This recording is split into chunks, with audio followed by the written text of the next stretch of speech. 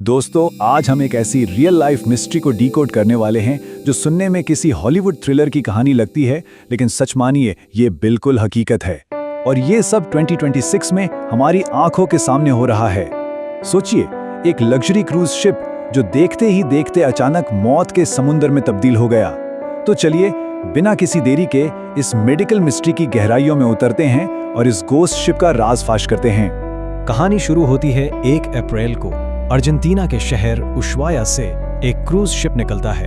इस पर तकरीबन 150 लोग सवार हैं। सब अपनी ड्रीम वेकेशन एंजॉय कर रहे हैं। सब कुछ परफेक्ट चल रहा था, लेकिन फिर 11 अप्रैल को सब बदल जाता है। एक 70 साल के डच पैसेंजर की अचानक और बड़ी अजीब तरीके से मौत हो जाती है। उससे पहले सिर्फ बुखार और सिर दर्द था, और फिर देखते ही देखते सांस लेने में तकलीफ शुरू हो गई। और फिर एक के बाद एक लोग इसी तरह बीमार पड़ने लगे और जाने लगे। हालात इस कदर आउट ऑफ कंट्रोल हो गई कि आखिरकार 2 मई को वर्ल्ड हेल्थ ऑर्गेनाइजेशन यानी WHO को इस संगीन क्राइसिस की इमरजेंसी इत्तला देनी पड़ी। तो सवाल ये पैदा होता है कि इन खौफनाक मौतों के पीछे आखिर था कौन? जब मेडिकल टेस्ट किए गए तो ऐसी डायग्नोसिस सामने आई जिसने सबको हिलाकर रख दिया। ये कोई नामालूम कातिल नहीं बल्कि हंटा वायरस था, एक ऐसा माइक्रोस्कोपिक किलर जिसने पूरी दुनिया में खौफ फैला दिया। अब सबसे बड़ा सवाल ये था कि आखिर ये वायरस उस शिप तक पहुंचा कैसे?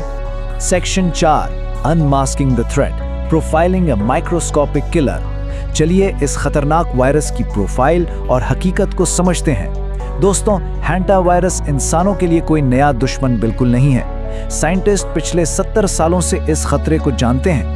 ये दरअसल एक सिंगल वायरस नहीं, बल्कि वायरसेस की एक पूरी फैमिली है जो आमतौर पर रोडेंट्स यानी चूहों के जरिए फैलती है। अब जरा इस आंकड़े पर गौर कीजिए, 50%। ये बात इंतहाई खौफनाक है कि हंटा वायरस का मोर्टेलिटी रेट यानी मौत की शरह 50% तक हो सकती है। इसका सीधा सा मतलब ये है कि अगर कोई इस वायरस से इन्फेक्ट हो जाए तो उसकी जान बचने के चांसेस सिर्फ आधे रह जाते हैं। इस नंबर से आप खुद अंदाजा लगा सकते हैं कि क्रूज शिप पर फंसे लोगों के लिए खतरा कितना संगीन था। और इस पूरी कहानी का सबसे डरावना हिस्सा जानते हैं क्या है? 0। इतना खतरनाक होने के बावजूद और इतनी दहाइयों की रिसर्च के बाद भी आज तक इसकी एक भी FDA या WHO अप्रूव्ड वैक्सीन नहीं बनी है। यहां तक कि कोई मुतअद्दिद एंटीवायरल ट्रीटमेंट भी नहीं दस्तयाब। मतलब डॉक्टर्स सिर्फ सपोर्टिव केयर दे सकते हैं। आखिरी लड़ाई तो बेचारे इंसानी इम्यून सिस्टम को खुद ही लड़नी पड़ती है।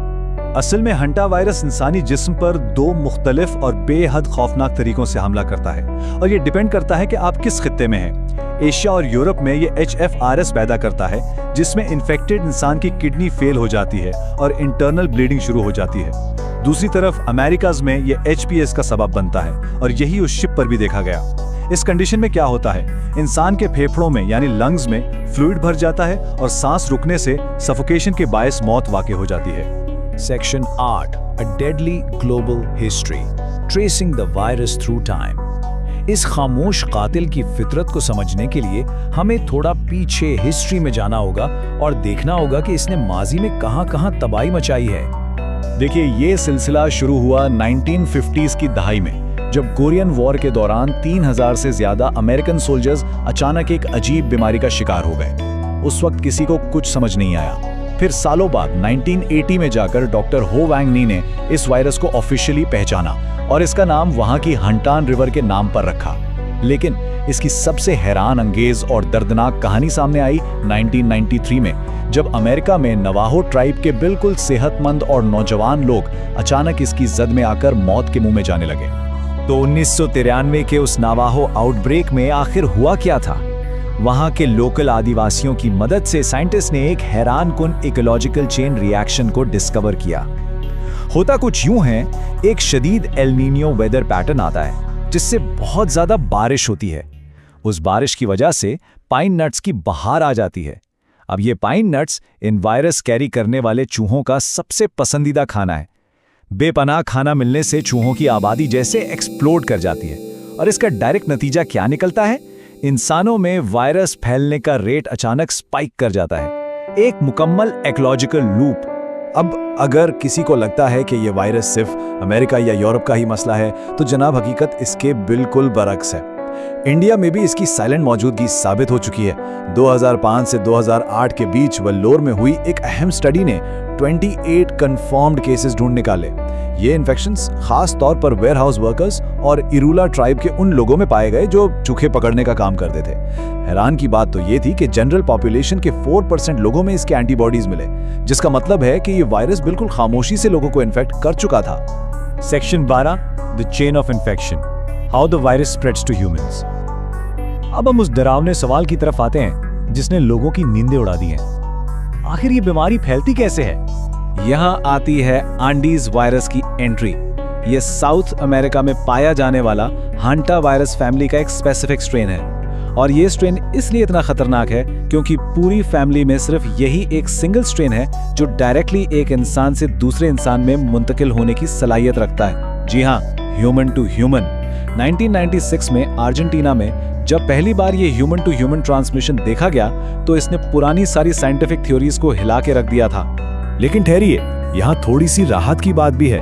एंडस स्ट्रेन को इंसान से इंसान में फैलने के लिए बहुत ही क्लोज और लंबा फिजिकल कांटेक्ट चाहिए होता है। ये कोविड की तरह हवा में उड़ता हुआ लोगों को इन्फेक्ट नहीं करता।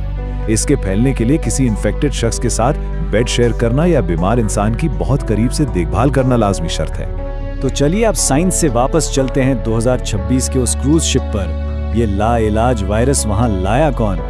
देखिए, मार्च में क्रूज पर चढ़ने से ठीक पहले एक डच कपल उशवाया में एक बर्ड वॉचिंग टूर पर गया था और गलती से एक ऐसी जगह पहुंच गया जहां रैट इन्फेस्टेड लैंडफिल था, यानी बहुत सारे चूहे थे। अगर उन्होंने शिप पर आने में सिर्फ चंद दिन की देरी की होती तो शायद ये खतरनाक वायरस शिप पर कभी ना पहुंचता। लेकिन बदकिस्मती से वो तुरंत आके दूसरे लोगों के साथ घुल मिल गए, जिससे ये पूरी चेन ऑफ इवेंट शुरू हुई और बाकी पैसेंजर्स उस छोटी सी ट्रांसमिशन विंडो का शिकार हो गए। Section 16, the next global pandemic, separating fear from fact. इस वक्त जो सबसे बड़ा सवाल हम सबके जहन में दौड़ रहा होगा, क्या ये वायरस अगला लॉकडाउन लगवाने वाला पेंडेमिक बनेगा? चलिए हकीकत को खौफ से अलग करके देखते हैं। उन दोस्तों के लिए जिन्हें फिर से कोविड-19 वाला डर सताने लगा है, हकीकत बिल्कुल मुख्तलिफ है। कोविड हवा में फैलता था, बहुत तेजी से इन्फेक्ट करता था और उसके लिए लंबा 14 दिन का क्वारंटीन जरूरी था।